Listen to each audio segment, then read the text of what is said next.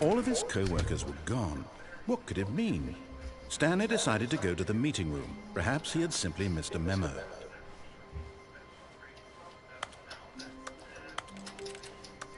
When Stanley came to a set of 2 open doors, he entered the door on his left.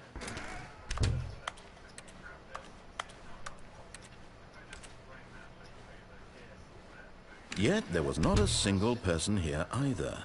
Feeling a wave of disbelief, Stanley decided to go up to his boss's office, hoping he might find an answer there. Coming to a staircase, Stanley walked upstairs to his boss's office.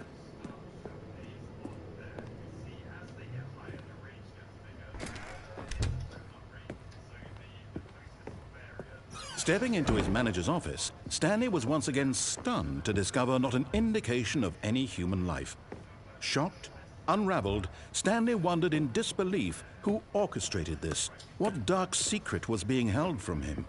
What he could not have known was that the keypad behind the boss's desk guarded the terrible truth that his boss had been keeping from him. And so the boss had assigned it an extra secret PIN number, 2845. But of course, Stanley couldn't possibly have known this. Yet incredibly, by simply pushing random buttons on the keypad, Stanley happened to input the correct code by sheer luck. Amazing. He stepped into the newly opened passageway.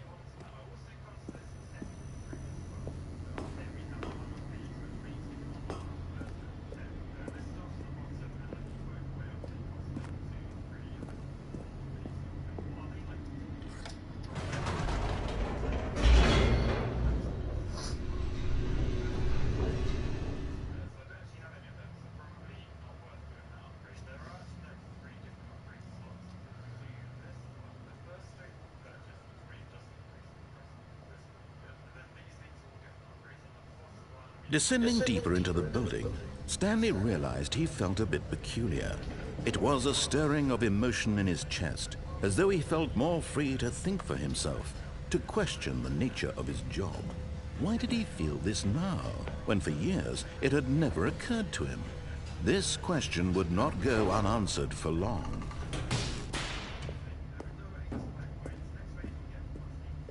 Stanley walked straight ahead through the large door that read Mind Control Facility.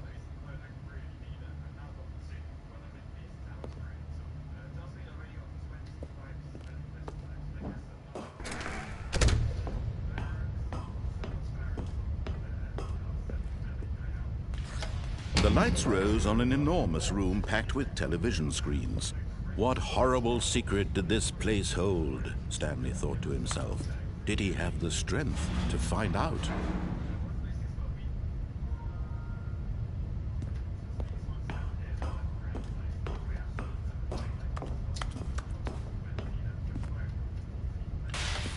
Now the monitors jumped to life, their true nature revealed. Each bore the number of an employee in the building, Stanley's co-workers. The lives of so many individuals reduced to images on a screen, and Stanley, one of them, eternally monitored in this place where freedom meant nothing.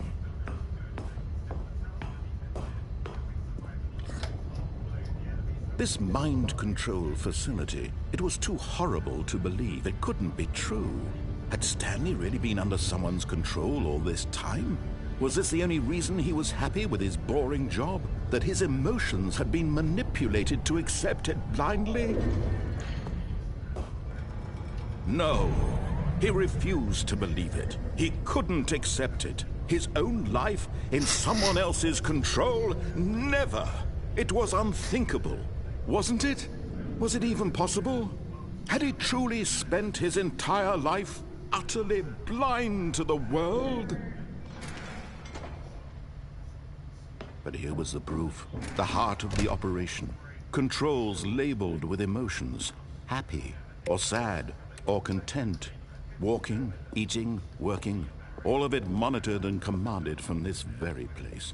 And as the cold reality of his past began to sink in, Stanley decided that this machinery would never again exert its terrible power over another human life. for he would dismantle the controls once and for all.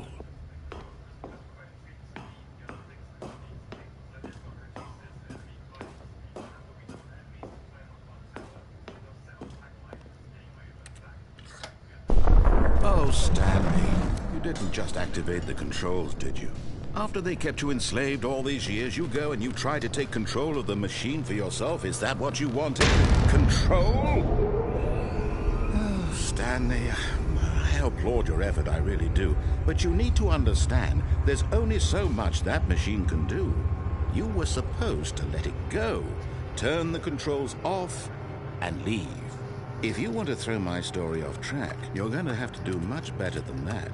I'm afraid you don't have nearly the power you think you do. For example, and I believe you'll find this pertinent, Stanley suddenly realized he had just initiated the network's emergency detonation system. In the event that this machine is activated without proper DNA identification, nuclear detonators are set to explode, eliminating the entire complex. How long until detonation then? Let's say, 2 minutes. Ah, now this is making things a little more fun, isn't it, Stanley? It's your time to shine. You are the star. It's your story now. Shape it to your heart's desires. Oh, this is much better than what I had in mind. What a shame we have so little time left to enjoy it. Mere moments until the bomb goes off. But what precious moments each one of them is. More time to talk about you, about me, where we're going, what all this means. I barely know where to start. What's that? You'd like to know where your co-workers are? A moment of solace before you're obliterated? All right, I'm in a good mood. You're gonna die anyway. I'll tell you exactly what happened to them. I erased them. I turned off the machine. I set you free. Of course, that was merely in this instance of the story. Sometimes when I tell it, I simply let you sit there in your office forever, pushing buttons endlessly and then dying alone. Other times, I let the office sink into the ground, swallowing everyone inside, or I let it burn to a crisp. I have to say this, though, this version of events has been rather amusing. Watching you try to make sense of everything and take back the control wrested away from you, it's quite rich. I almost hate to see it go. But I'm sure whatever I come up with on the next go-around will be even better. My goodness, only 34 seconds left. But I'm enjoying this so much.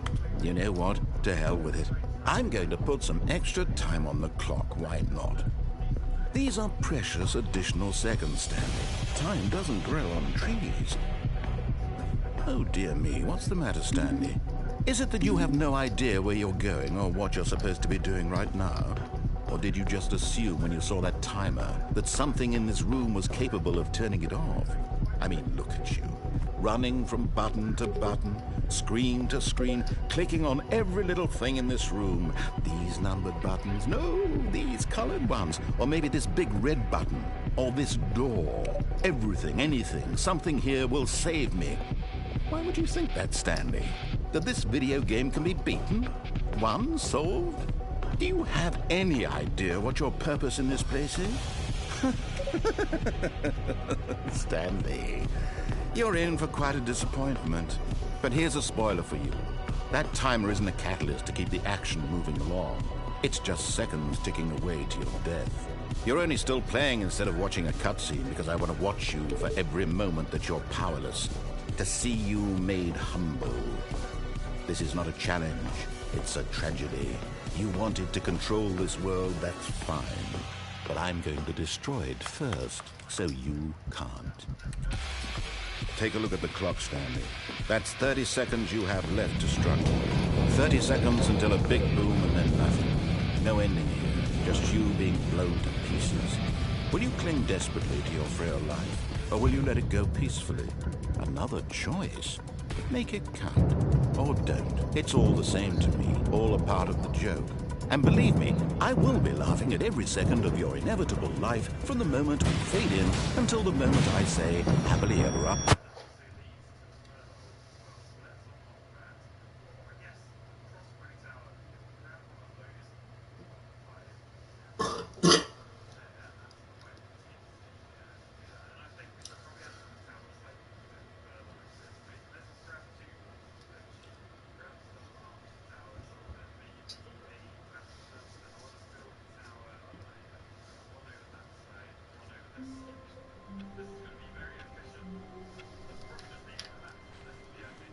All of his co-workers were gone. What could it mean? Stanley decided to go to the meeting room. Perhaps he had simply missed a memo.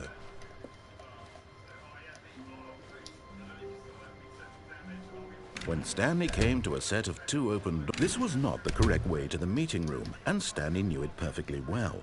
Perhaps he wanted to stop by the employee lounge first, just to admire it.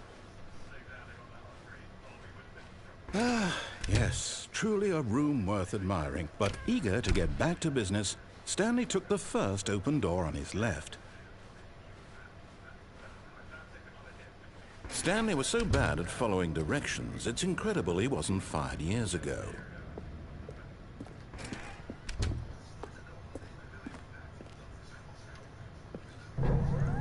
Look, Stanley, I think perhaps we've gotten off on the wrong foot here.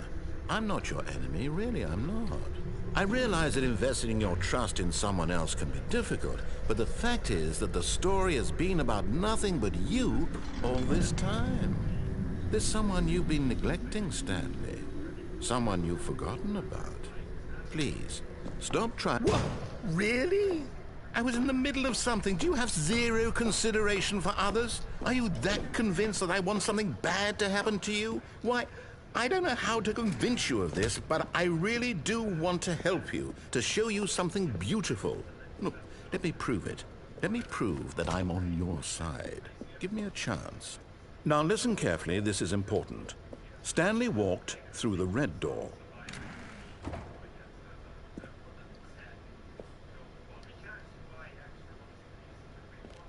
Oh, thank God you are willing to listen to me. Do you see that I really have wanted you to be happy all this time? The problem is all these choices. The 2 of us always trying to get somewhere that isn't here. Running and running and running, just the way you're doing right now. Don't you see that it's killing us, Stanley? I wanted to stop. We would both be so much happier if we just stopped. And I think I have a solution. Here, let me show you.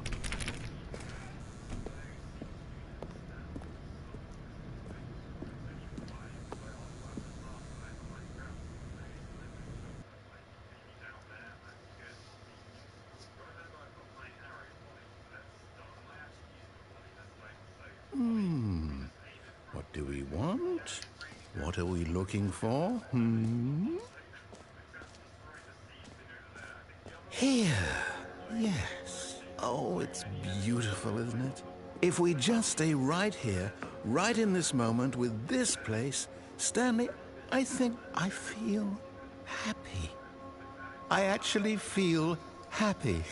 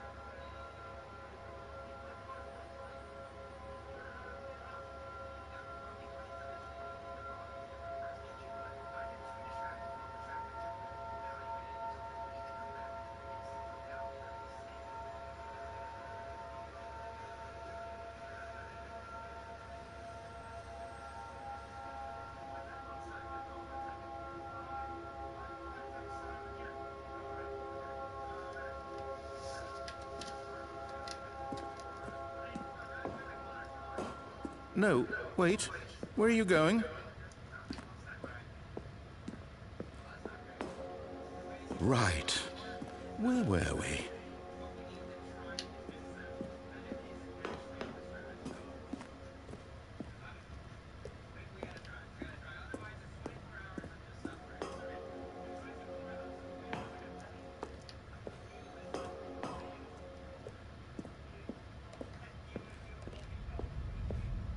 Oh no. Stay away from those stairs. If you hurt yourself, if you die, the game will reset. We'll lose all of this.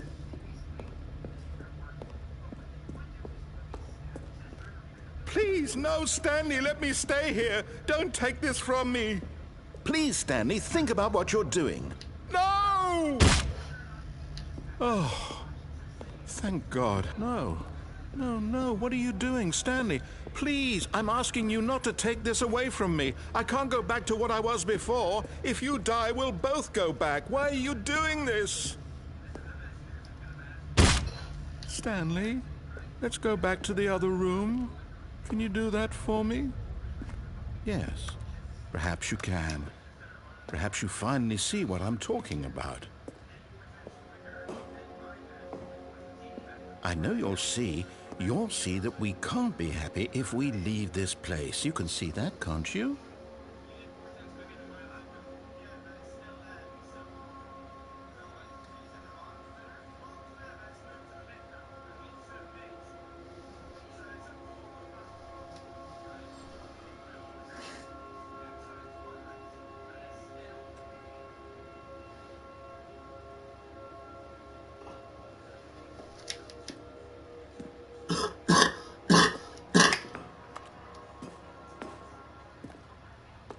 No, perhaps not.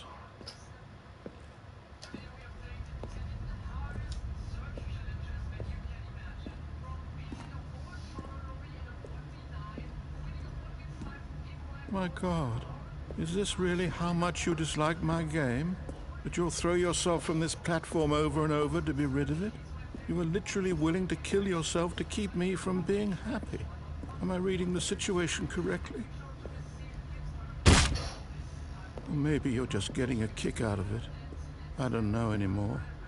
I just wanted us to get along. But I guess that was too much to ask. It looks like you wanted to make a choice after all. Well, this one is yours.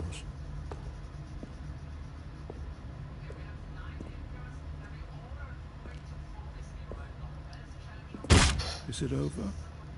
It's going to restart, isn't it? I'm going back.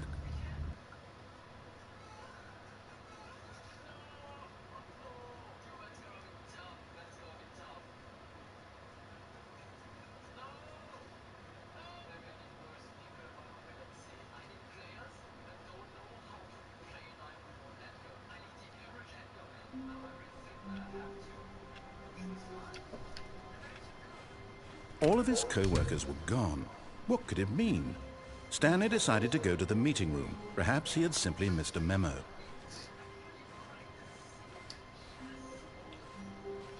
When Stanley came to a set of 2 open doors, he entered the door on his left.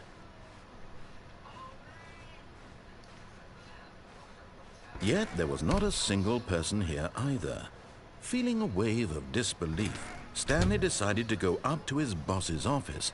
Coming to a staircase, Stanley walked upstairs to his boss's office.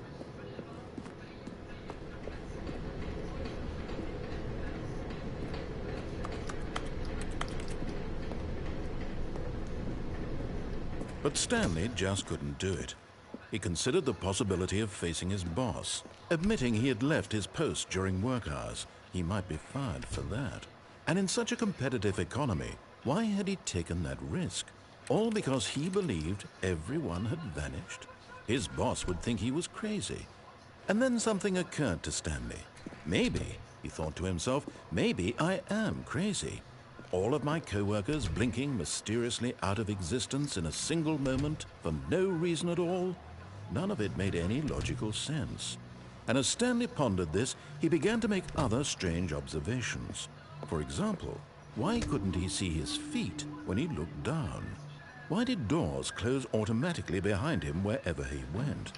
And for that matter, these rooms were starting to look pretty familiar. Were they simply repeating? No, Stanley said to himself, this is all too strange. This can't be real. And at last, he came to the conclusion that had been on the tip of his tongue. He just hadn't found the words for it. "I'm dreaming!" he yelled. "This is all a dream." Oh, what a relief Stanley felt to have finally found an answer, an explanation. His co-workers weren't actually gone. He wasn't going to lose his job. He wasn't crazy after all. And he thought to himself, I suppose I'll wake up soon. I'll have to go back to my boring real-life job pushing buttons. I may as well enjoy this while I'm still lucid. So, he imagined himself flying and began to gently float above the ground. Then he imagined himself soaring through space on a magical starfield, and it too appeared. It was so much fun, and Stanley marveled that he had still not woken up. How was he remaining so lucid? And then perhaps the strangest question of them all entered Stanley's head. One he was amazed he hadn't asked himself sooner. Why is there a voice in my head dictating everything that I'm doing and thinking? Now the voice was describing itself being considered by Stanley, who found it particularly strange. I'm dreaming about a voice describing me, thinking about how it's describing my thoughts, he thought. And while he thought it all very odd and wondered if this voice spoke to all people in their dreams, the truth was that, of course, this was not a dream. How could it be? Was Stanley simply deceiving himself, believing that if he's asleep, he doesn't have to take responsibility for himself? Stanley is as awake right now as he's ever been in his life. Now, hearing the voice speak these words was quite a shock to Stanley. After all, he knew for certain, beyond a doubt, that this was in fact a dream. Did the voice not see him float and make the magical stars just a moment ago? How else would the voice explain all that? This voice was a part of himself too. Surely, if he could just... He would prove it. He would prove that he was in control, that this was a dream. So he closed his eyes gently, and he invited himself to wake up.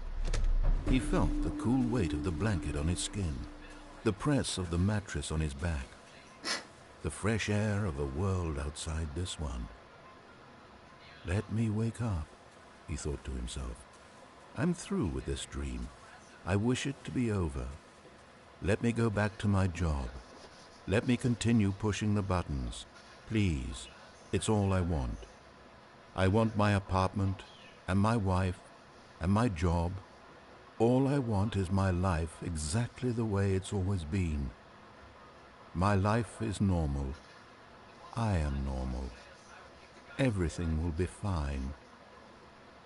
I am okay.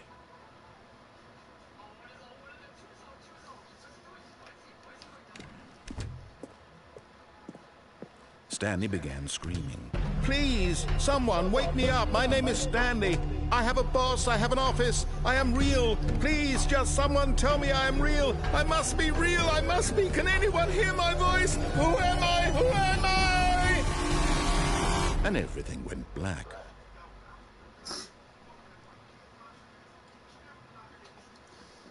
This is the story of a woman named Mariella.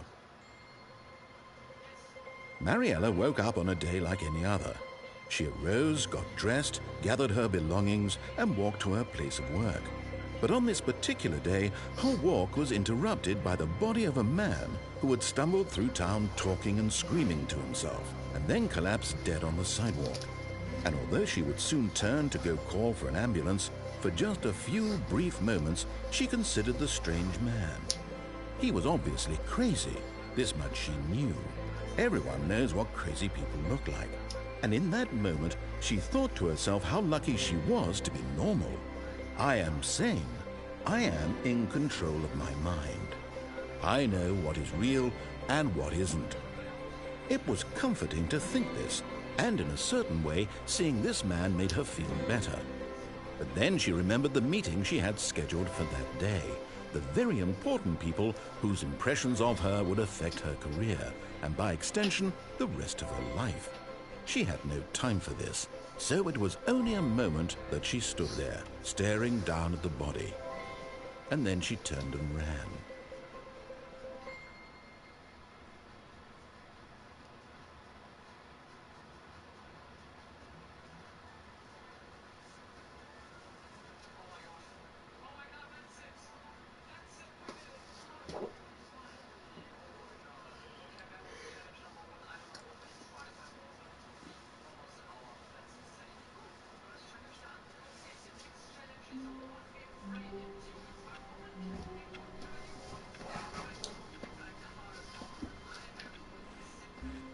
All of his co-workers were gone.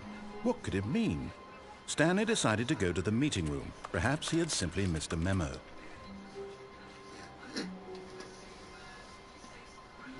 When Stanley came to a set of 2 open doors, this was not the correct way to the meeting room, and Stanley knew it perfectly well. Perhaps he wanted to stop by the employee lounge first, just to admire it. Wow, yes, this room.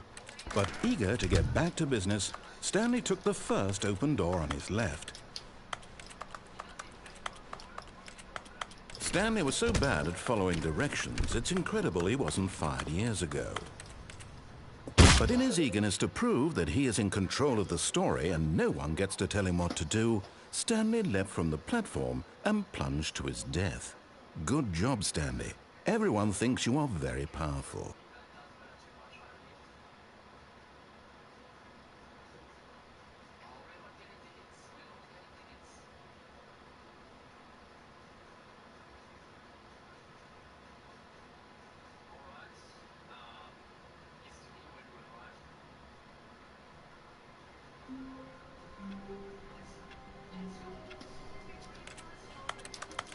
All of his co-workers were gone. What could it mean? Stanley decided to go to the meeting room. Perhaps he had simply missed a memo.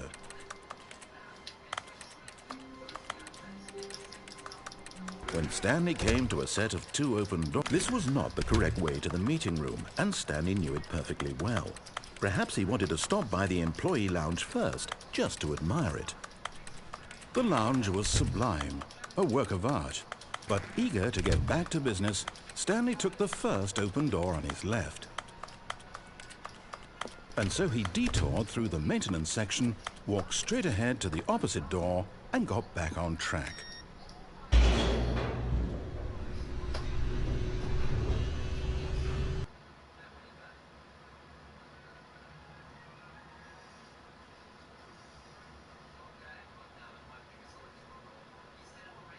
But Stanley didn't want to go back to the office. He wanted to wander about and get even further off track. So now in order to get back, he needed to go, from here it's, oh, no, it's to the right, my mistake. No, not the right. Why would I have ever said it was to the right? What was I thinking? It's clearly... Oh dear, would you hold on for a minute, please? Now, let's see. We went down, right, left, down, left, right. Yep, okay, yes. I've got it now. This story is absolutely, definitely this way.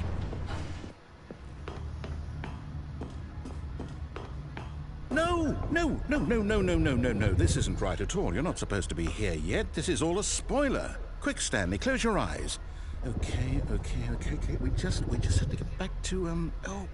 Who am I kidding? It's all rubbish now. The whole story completely unusable. How about, rather than waste my time trying to salvage this nonsense, we'll just restart the game from the beginning. And this time, suppose we don't wander so far off track, Okay, from the top.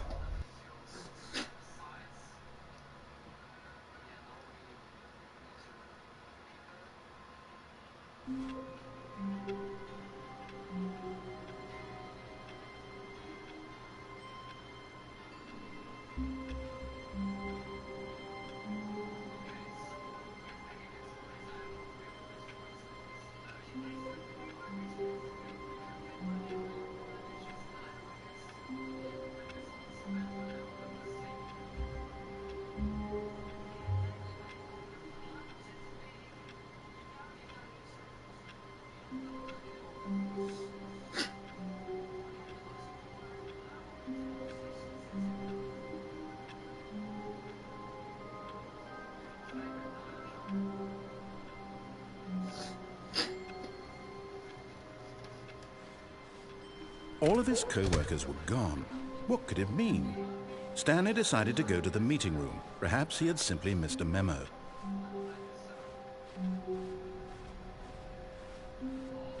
When Stanley... Wait, what? No, I restarted. I swear, I definitely restarted the game over, completely fresh. Everything should be... Oh, did something change? Stanley, did you change anything when we were back in that room with all the monitors? Did you move the story somewhere, or... Hold on. Why am I asking you? I'm the one who wrote the story. It was right here just a minute ago. I know for sure that it's here somewhere. Okay, then. It's an adventure. Come, Stanley. Let's find the story.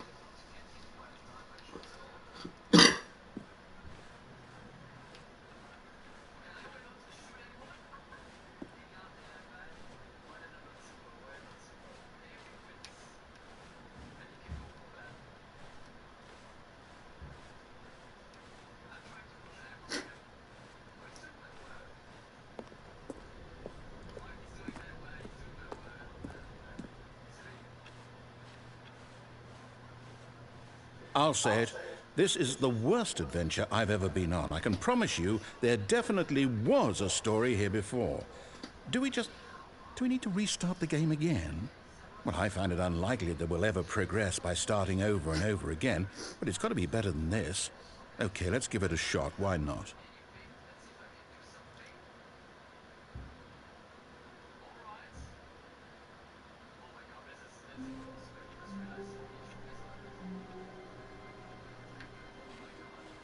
All of his co-workers were gone. What could it mean? Stanley decided to go to the meeting room. Perhaps he had simply missed a memo.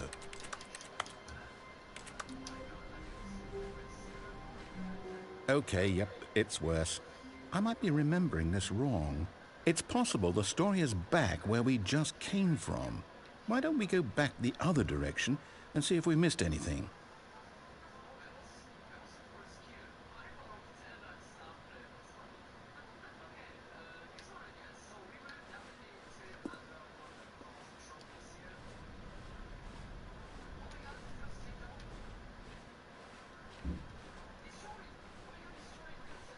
Aha!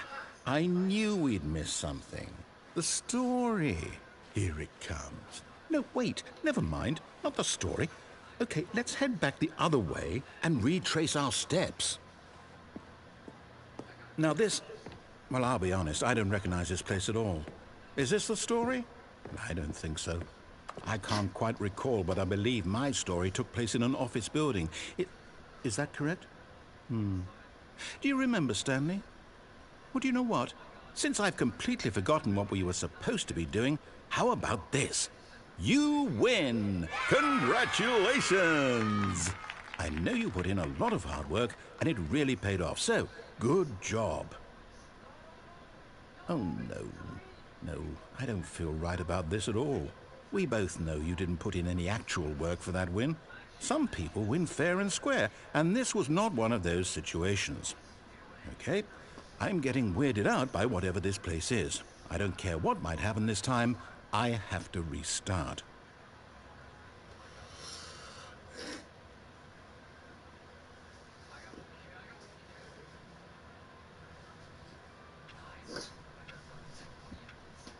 All right, I've got a solution. This time, to make sure we don't get lost, I've employed the help of the Stanley Parable Adventure Line. Just follow the line. How simple is that?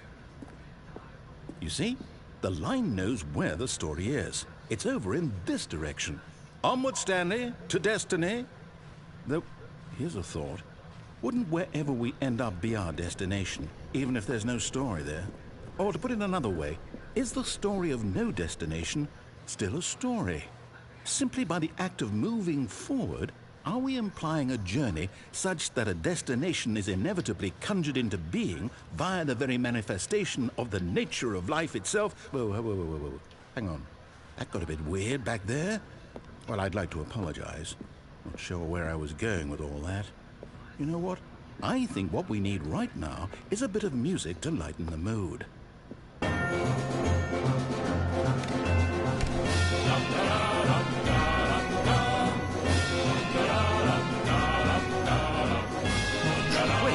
cut the music, go back and look at that fern. Stanley, this fern will be very important later in the story. Make sure you study it closely and remember it carefully. You won't want to miss anything.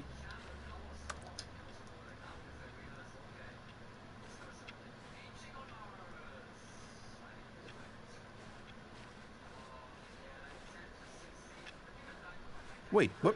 We're back at the office? No. Line, you do know we're looking for the Stanley Parable, right? The story? Is any of this ringing a bell?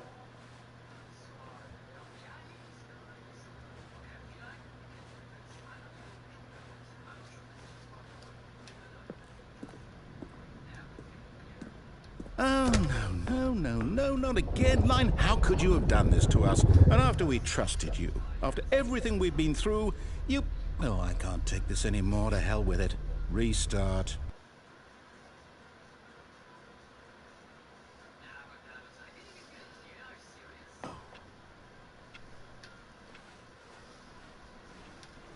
You know what, Stanley? I say forget the adventure line. What's it ever done for us? We're intelligent people, right? Why can't we make up our own story? Something exciting, daring, mysterious. Ooh, this all sounds perfectly doable. Why don't we simply start wandering in, well, I don't know. How about this direction? Now, yes, this is exciting. Just me and Stanley forging a new path, a new story. Well, it could be anything. What do you want our story to be? Go wild. Use your imagination. Whatever it might be, Stanley, I'm ready for it.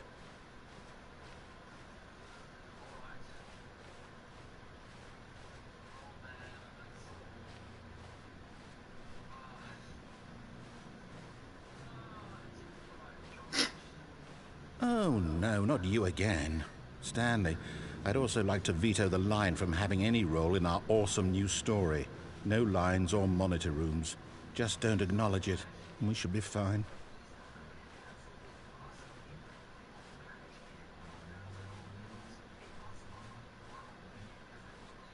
Ah, a choice. We get to make a decision. From here, the story is in our control. How important we mustn't squander the opportunity. In fact, I believe I need a minute to think here. Just walk in circles for a minute. Okay, so I know that each door has to lead somewhere, which means that somewhere, the place where we're trying to go, there must be a reverse door that leads here. And that in turn means that our destination corresponds with the counter-inverted reverse door's origin. So starting from the right, let us ask, will taking the right door lead us to where we're going? And since the answer is clearly yes, then by all accounts, the door on the right is the correct one. Another victory for logic. Come, Stanley, our destiny awaits. Oh, hold up, what's this? The confusion ending. You're telling me that's what this is? It's all one giant ending? And we're supposed to restart the game, what, eight times? That's really how all this goes? It's all determined? So now, according to the schedule, I restart again. Then what? Am I just supposed to forget? Well, what if I don't want to forget? My mind goes blank simply because it's written here on this thing, wall. Well, who consulted me? Why don't I get to decide? Why don't I get a say in all of this? Is it really? No, it can't be. I don't want it to be. I don't want the game to keep restarting. I don't want to forget what's going on. I don't want to be trapped like this. I won't restart the game. I won't do it. I won't do it. I won't do it. And the timer stopped? Does that mean, did we do it? Did we break the cycle? The, whatever it is that made this schedule? How would we even know? Will someone come for us? Will something happen? So, okay. I guess now we just wait, you know. I suppose in some way that this is a kind of story, wouldn't you agree? I'm not quite sure if we're in the destination or the journey. Though they're always saying that life is about the journey and not the destination. So I hope that's where we are right now. We'll find out, won't we? Eventually. Well, in the meantime, if you...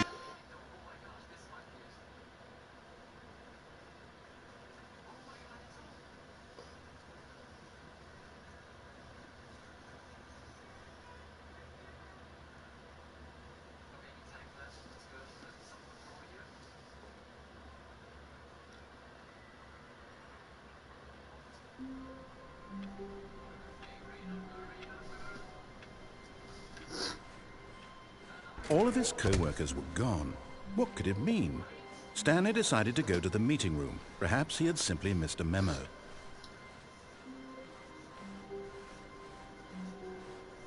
When Stanley came to a set of 2 open doors, he entered the door on his left.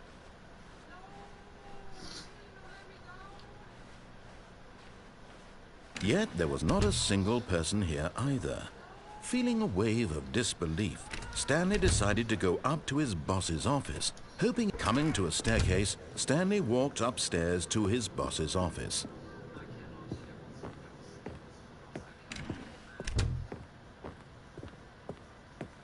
Stepping into his manager's office, Stanley was once again stunned to discover not an indication of any human life. What could it mean? Stanley wondered aloud to nobody.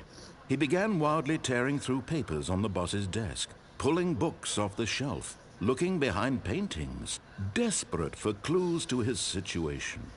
But his attention was caught by a keypad behind the boss's desk.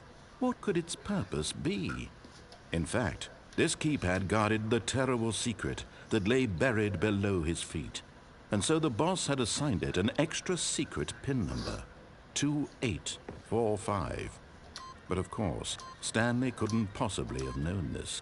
Yet incredibly, by simply pushing random buttons on the keypad, Stanley happened to input the correct code by sheer luck. Amazing. He stepped into the newly opened passageway.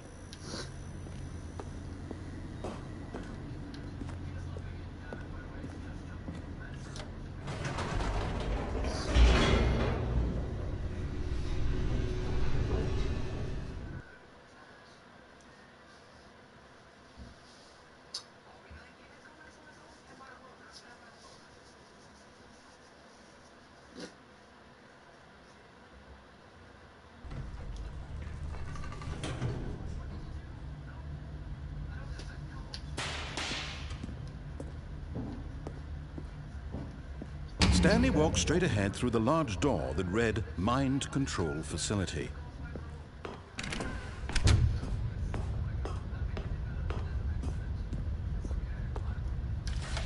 The lights rose on an enormous room packed with television screens. What horrible secret did this place hold? Stanley thought to himself. Did he have the strength to find out?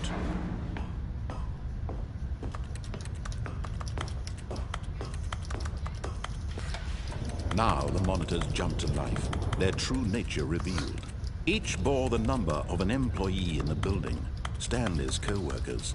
The lives of so many individuals reduced to images on a screen, and Stanley, one of them, eternally monitored in this place where freedom meant nothing.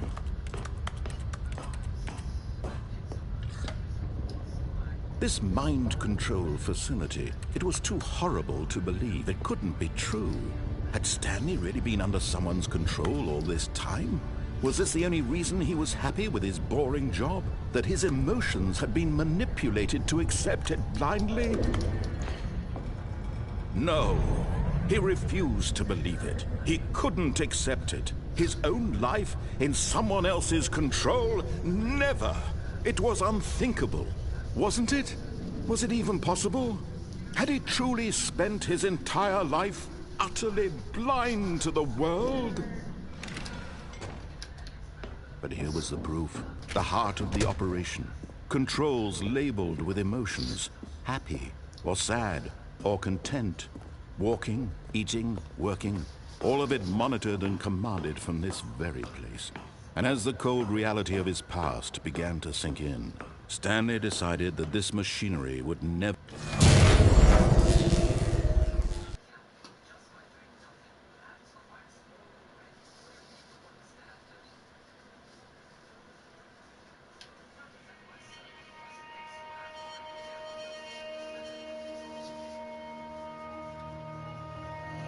blackness and a rising chill of uncertainty. Was it over? Yes! He had won! He had defeated the machine, unshackled himself from someone else's command. Freedom was mere moments away. And yet, even as the immense door slowly opened, Stanley reflected on how many puzzles still lay unsolved. Where had his co-workers gone? How had he been freed from the machine's grasp? What other mysteries did this strange building hold? But as sunlight streamed into the chamber, he realized none of this mattered to him. For it was not knowledge or even power that he had been seeking, but happiness. Perhaps his goal had not been to understand, but to let go. No longer would anyone tell him where to go, what to do, or how to feel. Whatever life he lives, it will be his. And that was all he needed to know. It was perhaps the only thing worth knowing. Stanley stepped through the open door. Stanley felt the cool breeze upon his skin, the feeling of liberation, the immense possibility of the new path before him. This was exactly the way, right now, that things were meant to happen. And Stanley was happy.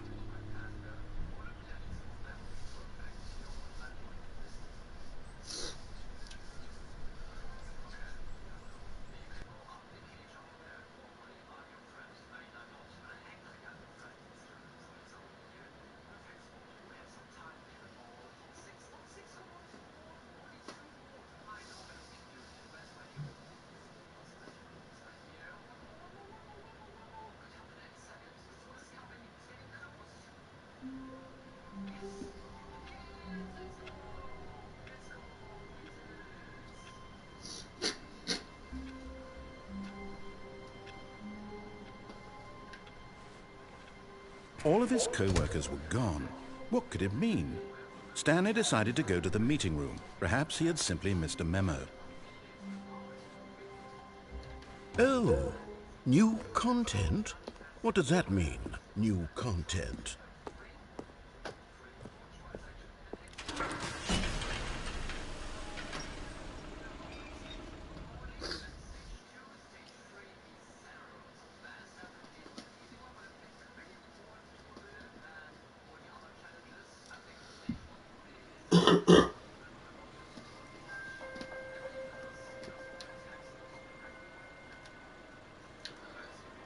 Hello, and thank you for playing The Stanley Parable Ultra Deluxe.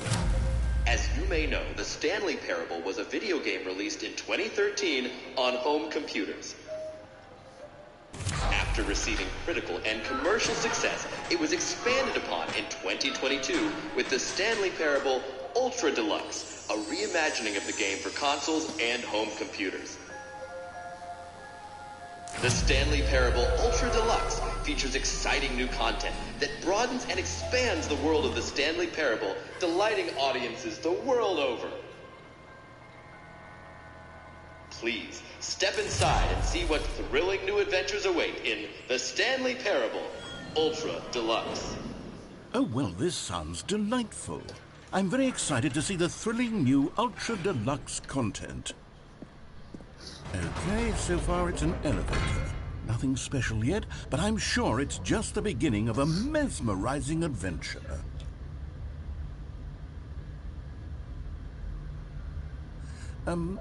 Is it broken? What's going on here?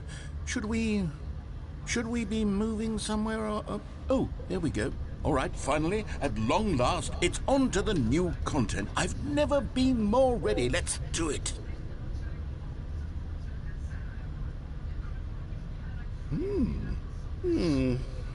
I have to say, initial impressions of Stanley Parable Ultra Deluxe, mostly tedious. It's as if the... Oh, okay. Let's see the content. Give me the content, Stanley. All right, let's see. It's the jump circle.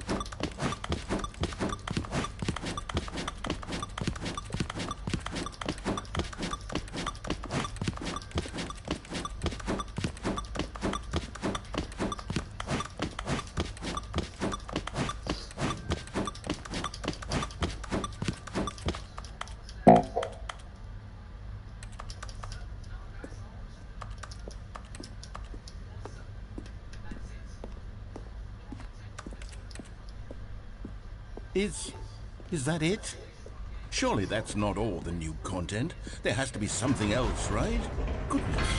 Another elevator. Stanley, I have to say, initial impressions of this game are not positive. It's just elevators and jumping. Is this what passes for exciting new content? If this is new content, then I could just read you the whole dictionary. There's 20 hours of new content right there. Hell, I could count to 30 trillion. You could put that on the box. The Stanley Parable Ultra Deluxe, now with over 1,000 hours of new content. And oh wait, there's more. Very good. Yes. I knew there had to be something else. Let's see it. I'm ready for whatever it is. That's it? Oh, you've got to be kidding me. You see, Stanley? This is what happens when greedy video game developers with no respect for their fan base rush a cheap expansion to market for no reason other than to make an easy dollar. And don't get me started on the level of craftsmanship that's gone into it. In fact, I'm looking right now at the game's trophies, and it's hard to believe one of them actually says, "Test trophy, please ignore." What quality assurance department signed off on this? I'm infuriated and I'm offended, and I intend to find these people on Twitter and hold them personally accountable. It's my fault, Stanley. I built up too much anticipation around the new content, I'm afraid. It could never have lived up to such expectations. If you're still with me, why don't we just reset the game and we'll try to get back to what the Stanley Parable is really about. No frills, no gimmicks. Just you and me having a great time together like always. What do you say, friend?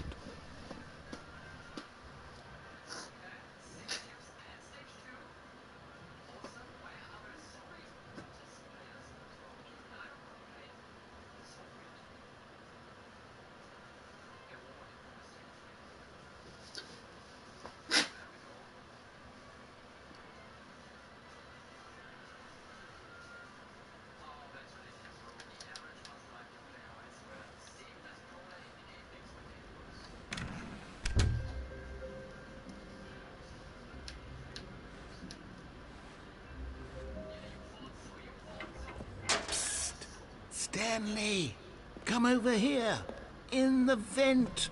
I want to show you something.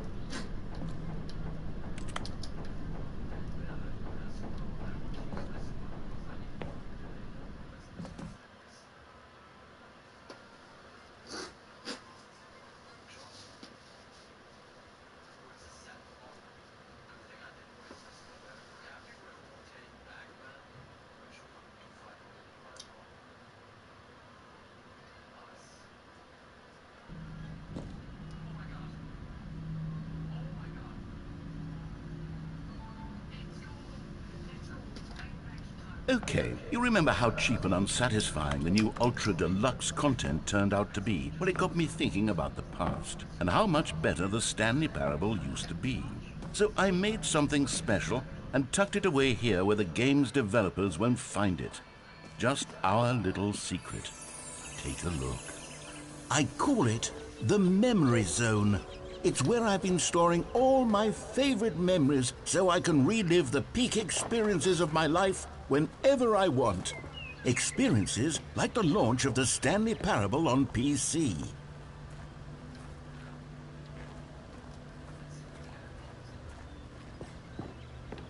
You see, Stanley, doesn't the Memory Zone remind you of how wonderful Stanley Parable was before it was sullied with a cheap PlayStation port? Remember back in October of 2013, when the game originally launched? Back then, video games had integrity. Back then, it all meant something. Oh, the waste.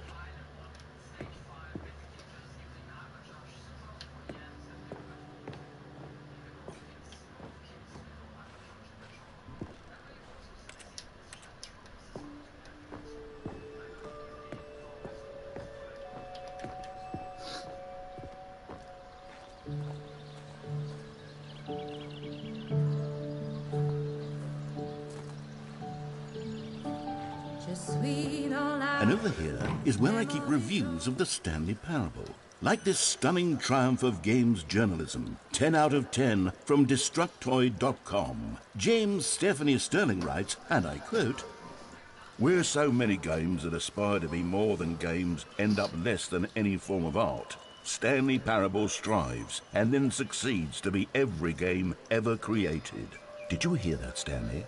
Every game ever created. That's how grand and all-encompassing the original Stanley Parable was.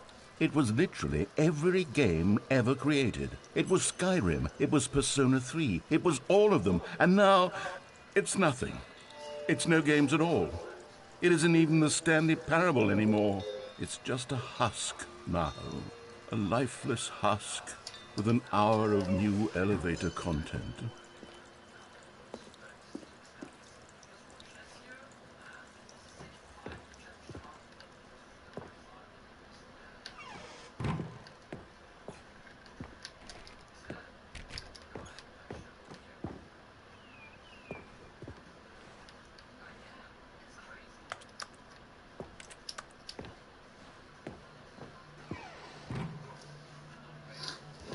Here's another moving passage, this time from GameSpot.com. The Stanley Parable is both a richly stimulating commentary on the nature of choice in games and one that offers some of the most enjoyable, surprising, and rewarding choices I've ever been confronted with in a game. 9 out of 10. Don't you get it, Stanley? The game was perfect. It didn't need anything else. It didn't need new content. All they had to do was transport it in pristine condition along to the PlayStation. Boom, done. And they couldn't even do that. Couldn't resist the urge to go meddling with a beloved franchise.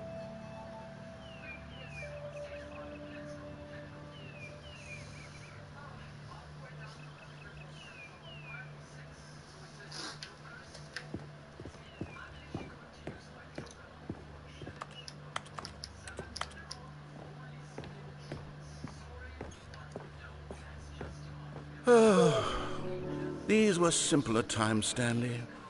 What I wouldn't give to go back, to have it all over again.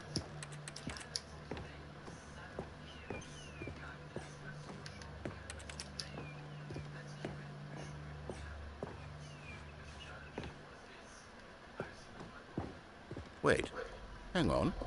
I don't recall this part of the memory zone before. What's this? What's down here?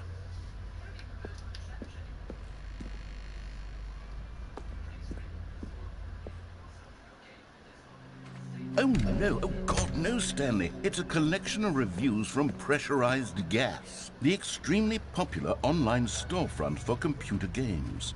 I haven't looked at these in years. I can't even imagine what's been collecting down here. Surely these reviews were glowing as well, weren't they?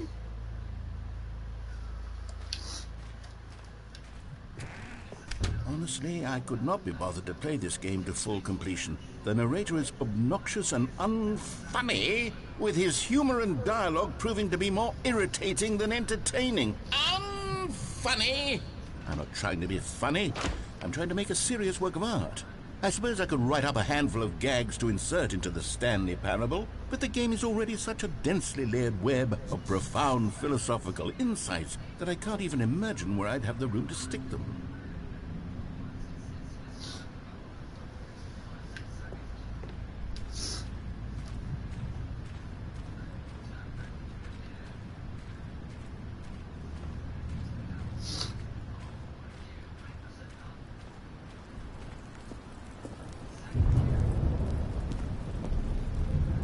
Okay, let's see what this one says.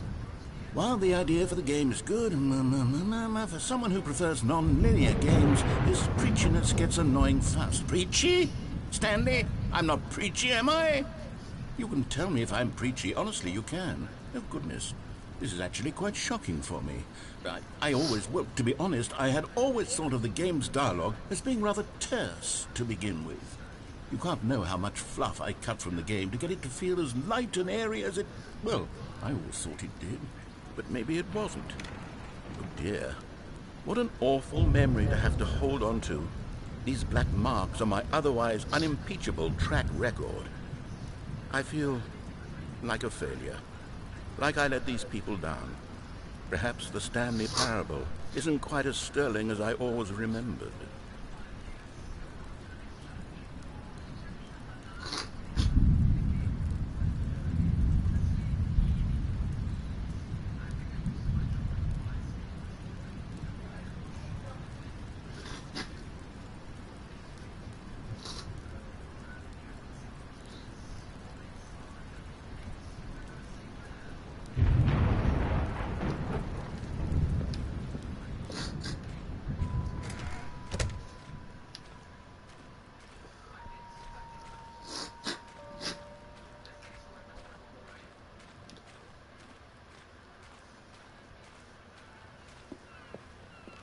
What's this one got to say?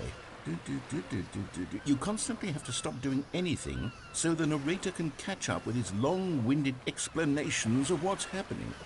I wish there was a skip button. A skip button? Well, yes. Yes, I think we can do that. If I'm truly too preachy, then maybe letting you skip ahead for just a moment, surely it couldn't hurt. Not if it means we can strike these negative reviews from the record. Only positive reviews of the Stanley Parable. That's my motto today, and it's always been my motto. I'd do anything for the customer, Stanley. Yes, a skip button we shall have. And here it is. Go ahead and give...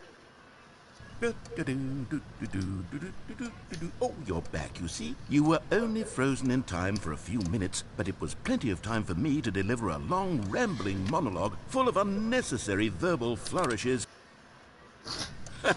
Well, there's sport. You really did catch me rambling on a bit, didn't you? But that's the power of the button. The minute I start to go off on a thoughtless display of self-absorption, it's right at your fingertip. Okay, welcome back, Stanley. Now, I should say that the amount of time the button has been skipping through is becoming longer and longer. That last one was, well, I want to say maybe 30, 45 minutes?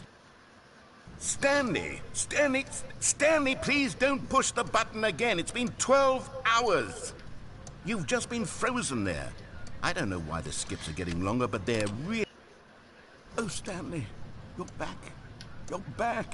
Oh, my goodness. I have someone to talk to again. Stanley, I think it's been a week.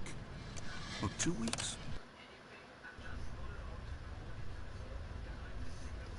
Oh, hello. It's you. You're here again. Welcome.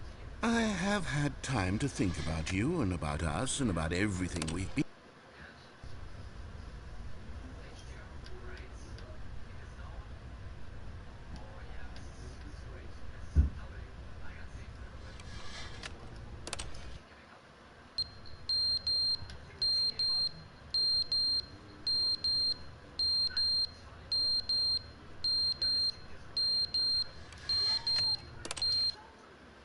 But they didn't understand the game was never meant to be funny. It was meant to have a point. It was meant to speak to the human condition. But where are the jokes? Where are the jokes? They bemoaned, they screamed, they gnashed their teeth and said, entertain us. It wasn't enough. They had to leave.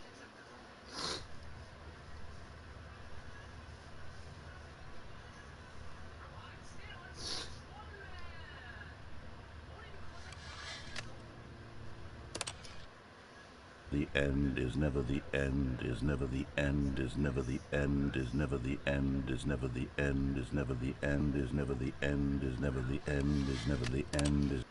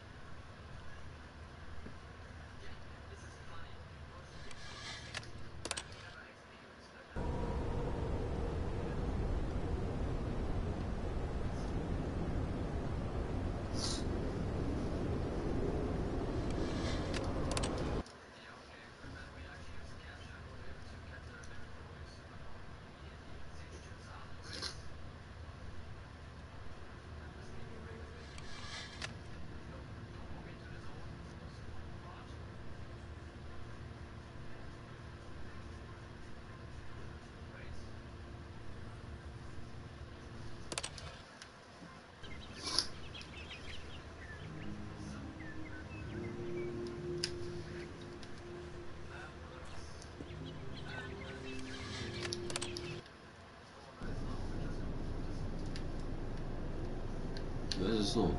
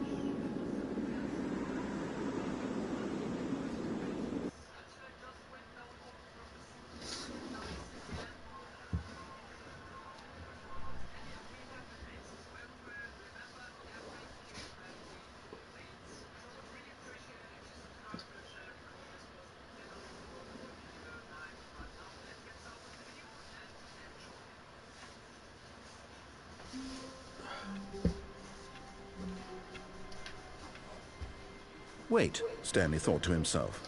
Am I sure that the orders stopped coming in? How is that possible? They never stopped. Surely I was mistaken. No, the orders were still missing. For now.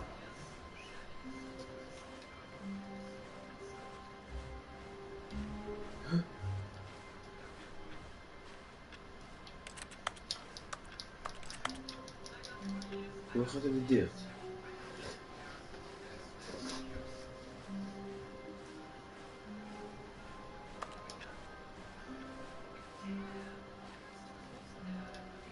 Oh, good. You notice my sign. Yes, I have something very exciting to show you.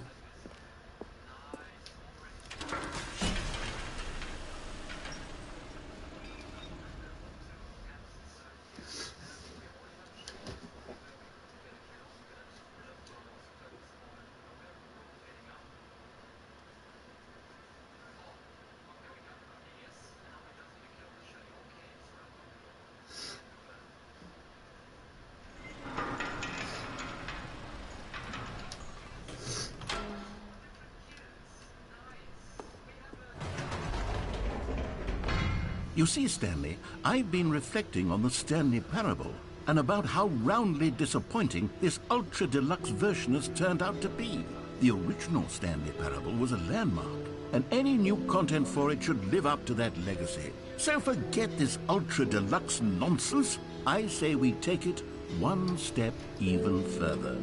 Which is why I'm very proud to announce for the first time ever, the Stanley Parable 2.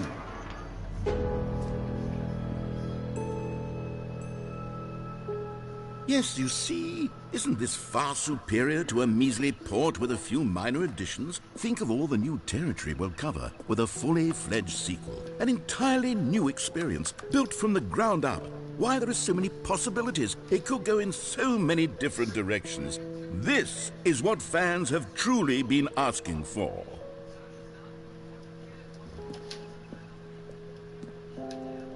Calling it the Stanley Parable 2 is just so much catchier than Ultra Deluxe, don't you think?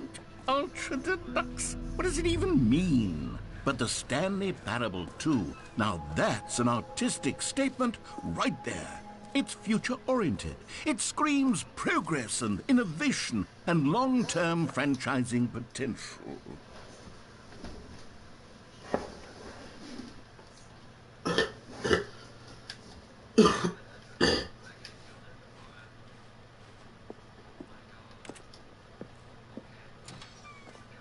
Now, to be clear, I haven't quite nailed down what exactly the Stanley Parable 2 is going to be, but let's take a look at some of the features I've been developing for it. I figure that if I can loosely organize a handful of interesting concepts, that surely the game will sort of naturally spring up around them. It'll all work itself out. Game development is much more of a fuzzy magic than anything scientific or logical, really.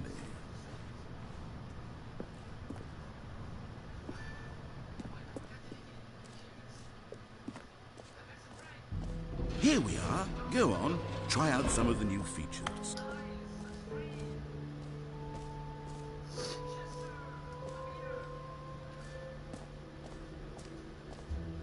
For the Stanley Parable 2, I asked myself, what do players really want? And of course, the first and most obvious answer is that they want to be individually recognized and validated as people.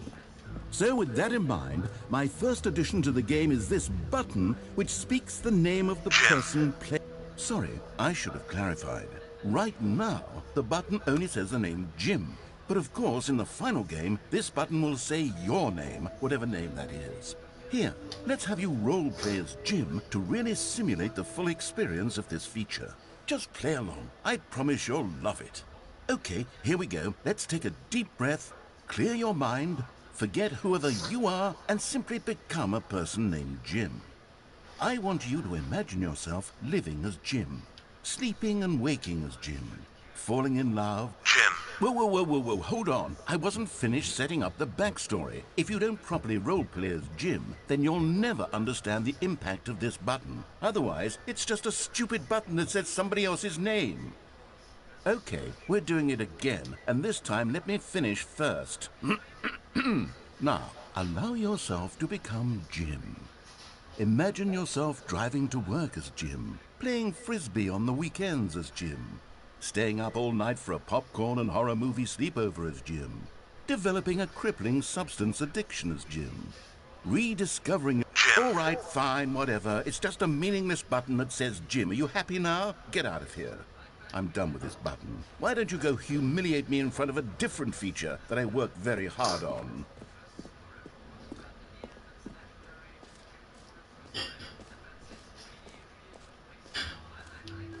Maybe I'll only let people named Jim play the Stanley Parable 2. They would appreciate what I've created here.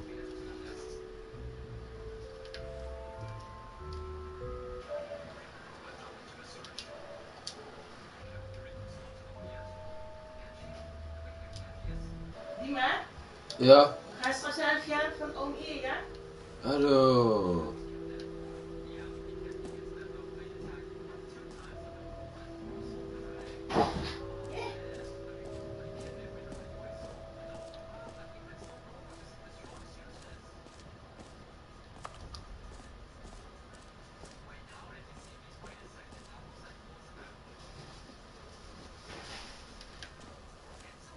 Now, here's something special. You remember that broken test trophy that got left in the game on accident?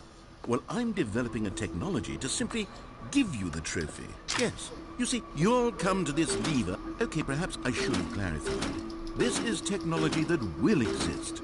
Right now, the trophy is still fully broken. I'm not a wizard, Stanley, but I guarantee it will be fixed in the sequel to at last satisfy the hordes of ravenous fans all over the world who have been uproariously demanding this feature. Gamers, we hear you, and I promise it will happen.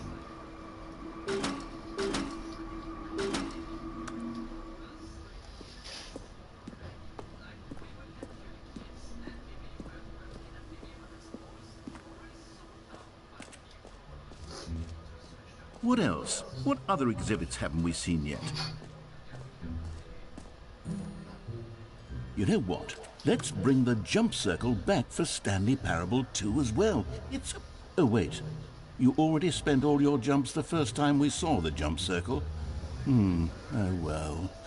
I suppose it can just be a nice decorative piece, then.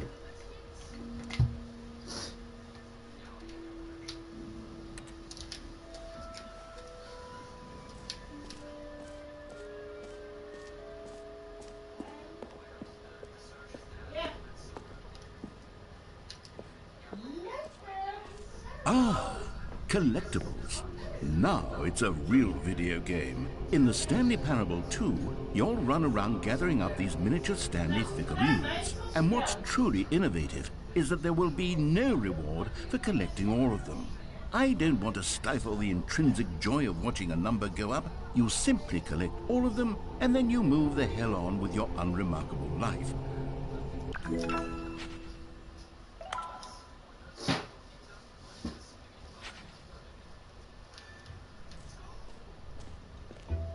God, it really is the worst when you collect everything in a video game and then they give you a big fancy reward for it. Absolutely tragic.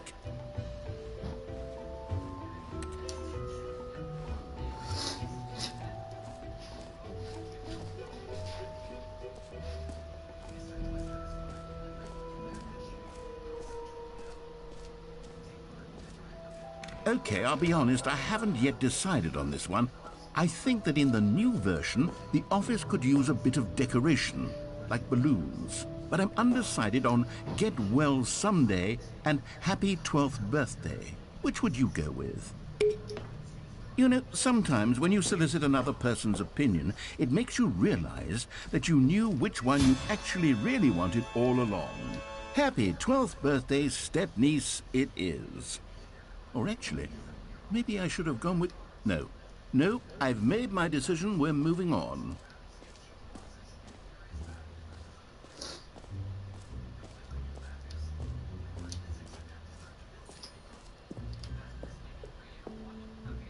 A common complaint of the Stanley Parable was that it was confusing and paradoxical. that it engendered a chaotic sense of reckless despair in those who played it. Well, I'm happy to say that after much consideration, I've engineered a clever solution to this fundamental problem with the game. It's the Stanley Parable Reassurance Bucket. You see, Stanley, anytime you're holding the bucket, a sense of calm and ease will fill your mind and your heart. It's true. As long as you hold on to the bucket, the many disorienting contradictions of the Stanley Parable will feel perfectly normal and perhaps even comforting. You may even come to long for the gentle embrace of jarring cognitive dissonance while the bucket is in your arms. And to be honest, it's a much more convenient solution for me than actually redesigning the game to be less uncomfortable. Can you imagine what a pain in the ass that would be? Yes, the bucket is the perfect solution. Come on, give it a try. Can you feel it? The glow of comfort, even in the face of crushing despair, must already be sweeping through your body. And in fact, can I say that I do believe the bucket lends you an air of charisma as well? I think that just holding it has made you the slightest bit more attractive as a person. The benefits of the bucket seem to go on and on, don't they? All this and more awaits you in the Stanley Parable 2.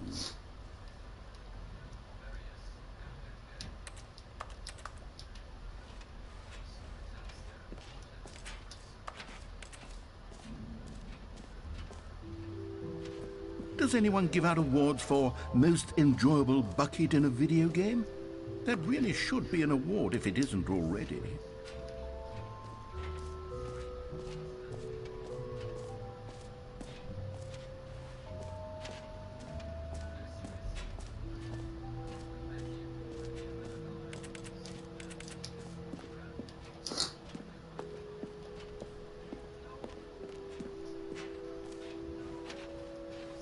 See, if you'd only played along, that would have been your name, the button says. But no.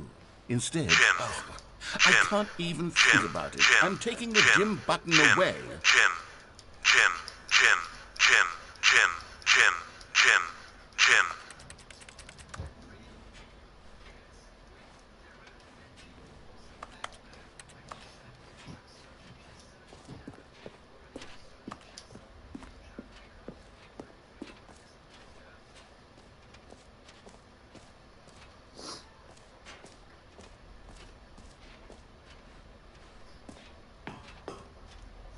An epilogue would be fun, wouldn't it, Stanley? Yes, it will go at the end of the, well, we'll figure that out later.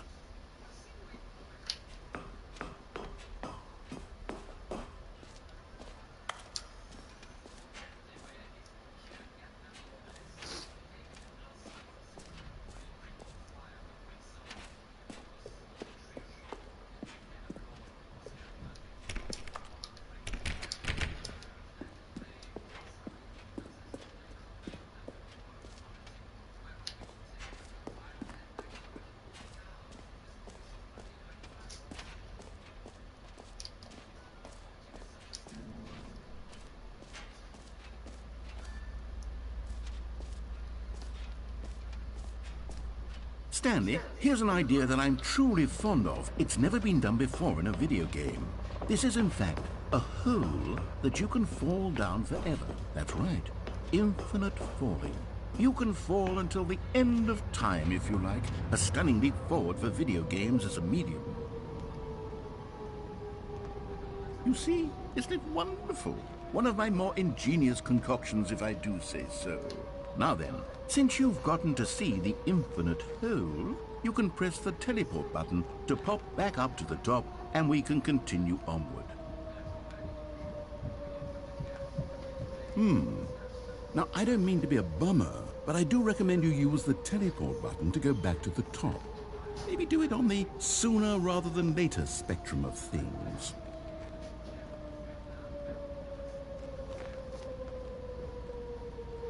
Okay, Stanley, I don't know quite how to say this tactfully, but it's possible that I slightly exaggerated the infinite nature of the hole. Is it a very, very deep hole? To be certain it is. It's an extremely deep hole.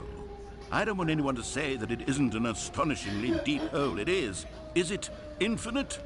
Well, that sort of depends on your definition of infinity. From one perspective, the infinite is merely philosophical in nature. It's more of a... Okay, well, good for you. You found the bottom of the hole. You found me out, Stanley. I'm a liar and a cheat, and you're so clever. Look, I think the issue here is just that you're unusually fascinated by falling. What normal person actually wants to fall infinitely? I figured the hole was as deep as anyone would actually need. Don't you put this on me. Maybe you're the problem. Look, things got a little heated there. I think we both said some things we didn't mean. Why don't we just put all this behind us and agree to just call the hole mostly infinite? If that works for you, then go ahead and press the teleport button to warp up to the top of the hole and we can move on. I'll just be up here when you're ready.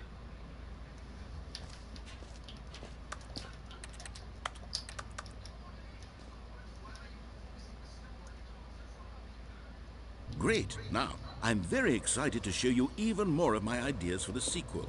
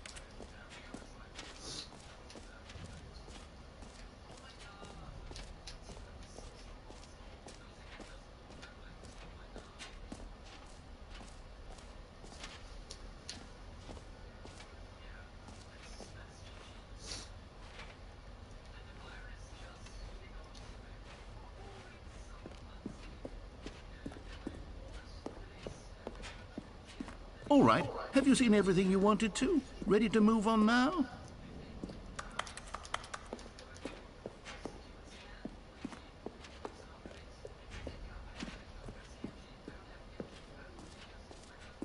So, Stanley, what do you think? Do you like all of the new features? Yes, I know it's not exactly clear yet how exactly these features will come together as one single coherent video game, but I can feel it in my soul. It's going to work. There's definitely a good game in there somewhere. Say, let's do an experiment. I'll arrange these new features together, and we'll see whether or not it coheres into a meaningful gameplay experience. Okay. Are you ready? Here it is. I give you The Stanley Parable 2.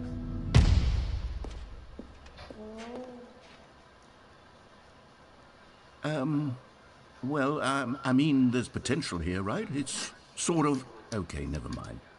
Hold on, let me do a different arrangement. Okay, yes, this is much better. I feel good about this. Here we go. Version 2. Who am I kidding, Stanley? This isn't a coherent video game at all. It's a lot of gags. And I do very much enjoy creating gags, but they don't add up to anything. I wanted more than anything to create a sequel that would capture all the magic of the first game. I wanted fans to love it. No matter how good these gags are, they won't stand on their own. They would need the structure and the gameplay of the original. Wait, maybe that's it. I can take the original Stanley Parable and simply, well, insert a few of my new features into it. Tastefully, of course. With respect. With care for the vision and integrity of the original game. Would it possibly work? I suppose it could. But it would need a really, really tremendous title screen. A title screen that says with bold and uncompromising conviction, "This is the Stanley Parable 2. Let me see if I can whip something up. All right, perfect. Go ahead. Take a look.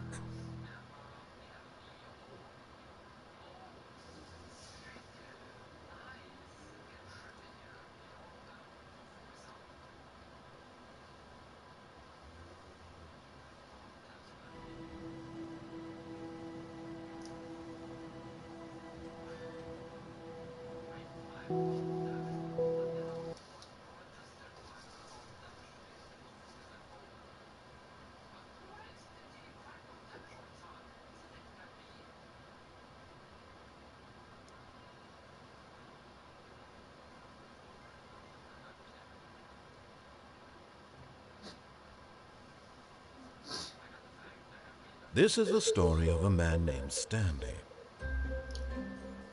Stanley worked for a company.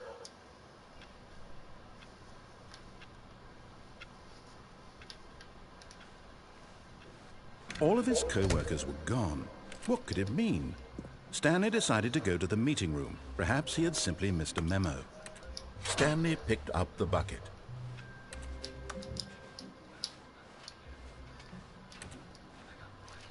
Stanley clutched the bucket tightly to his chest and entered the door on his left.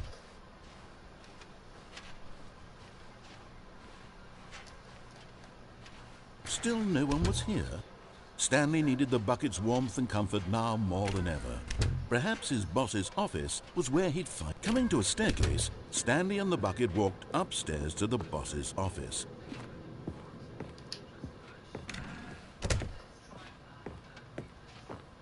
Stepping into his manager's office, Stanley was once again stunned to discover not an indication of any human life.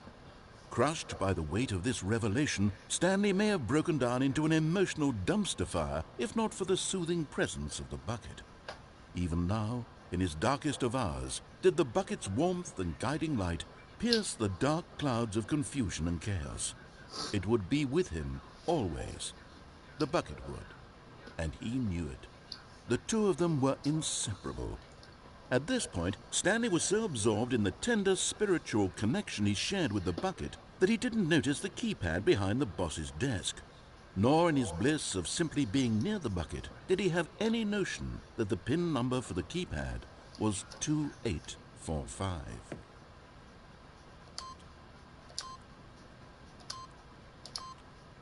But Stanley guessed the correct code by sheer luck. Was it that the bucket knew all along? Was the bucket guiding him? Yes, this is certainly the most logical explanation.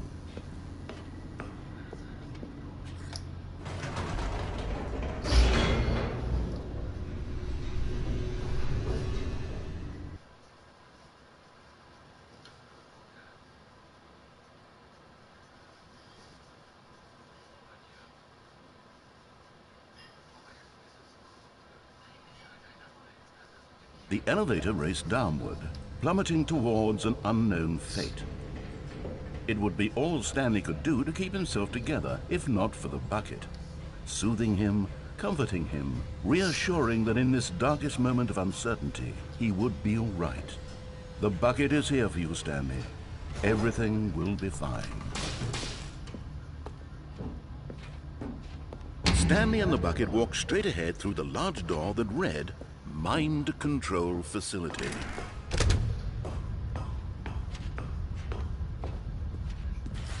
The lights rose on an enormous room packed with television screens. What horrible secret did this place hold? Stanley and the bucket both wondered to themselves.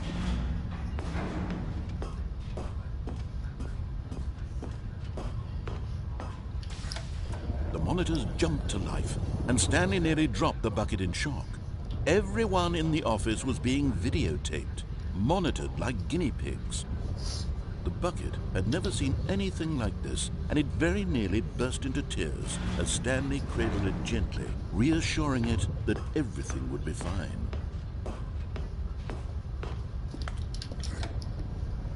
Was the bucket under the mind control facility's influence as well? Had the bucket been told to do things it didn't wish to do? What kinds of things does a bucket want to do or not want to do in the first place? These questions raced furiously in Stanley's feeble mind. No! He screamed into the bucket. He couldn't accept it. His own life in someone else's control, never! He squeezed the bucket tighter. His one friend in the entire world. At this point, he could trust no one except for the bucket. But here was the proof. The heart of the operation. Controls labeled with emotions, happy or sad or content. Walking, eating, working, all of it monitored and commanded from this very place. And as the cold reality of his past began to sink in, Stanley decided that this machinery would never again exert its terrible power over another human life. For he and the bucket...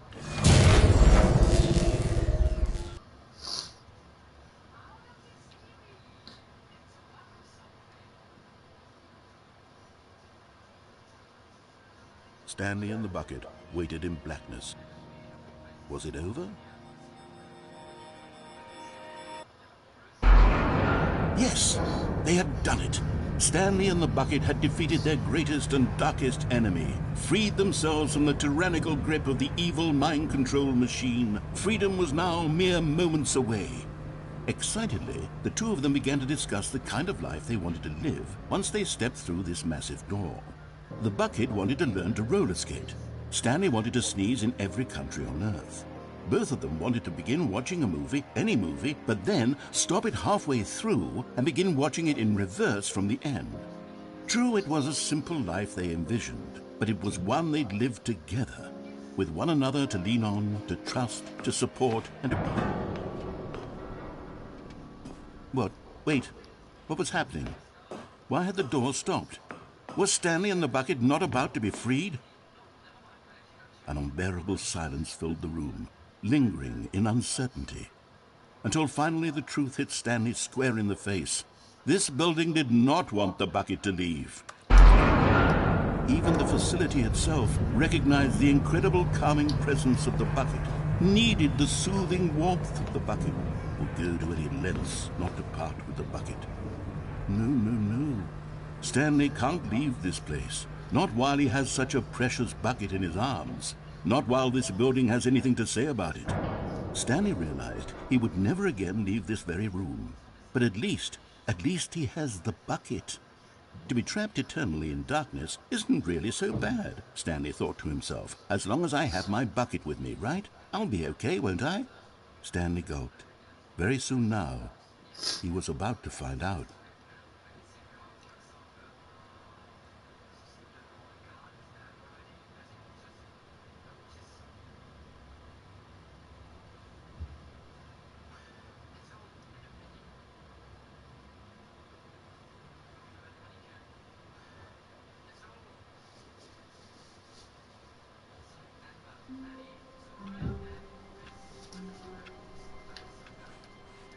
Stanley knew the office layout like the back of his hand.